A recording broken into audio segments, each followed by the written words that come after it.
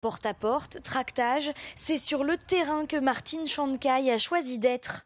Pour cette conseillère municipale à la mairie de La Roche-sur-Yon, professeure de philosophie, l'engagement politique est venu tout naturellement. J'ai l'impression d'avoir été très jeune engagée en politique. Et évidemment, au cœur de cet engagement, il y a la question de l'égalité, donc de l'égalité femmes-hommes. Et comme elle tient à le rappeler, le 8 mars n'est pas la journée de la femme, mais bien celle des droits des femmes.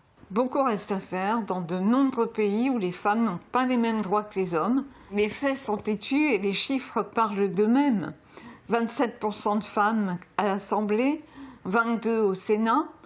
Des collectivités locales dont la présidence est quasiment exclusivement détenue par des hommes. Donc là, il n'est pas compliqué de voir qu'il y a un vrai plafond de verre et que la parité n'est malheureusement pas appliquée partout. Parmi ces femmes élues au Sénat, il y a Annick Billon, première Vendéenne à siéger dans cette institution. J'ai tout immédiatement senti le jour où je suis allée pour l'investiture au Sénat que c'était plus une responsabilité et un poids qu'un cadeau qui m'était fait, même si beaucoup de gens imaginent que c'est un cadeau. C'est très enrichissant, c'est passionnant. Mais malgré tout, c'est une responsabilité, une charge. Une responsabilité qu'elle n'avait pas pensé endosser un jour quand elle a débuté la politique comme conseillère municipale du château d'Olonne il y a 16 ans.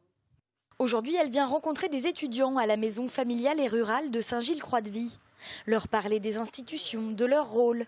Et peut-être aussi, face à tous ces hommes, démontrer encore une fois que les femmes ont la même légitimité à occuper des postes à responsabilité, même si certains stéréotypes ont la peau dure. Les femmes se posent toujours la question, est-ce qu'elles ont les compétences? Est-ce que c'est leur place? Est-ce qu'elles culpabilisent aussi parce qu'elles sont moins présentes auprès de leur famille? Et lorsque vous allez chercher des femmes, puisqu'il faut renouveler forcément les listes, en général, elles vous disent, bon, écoutez, je vais voir avec ma famille, mon mari.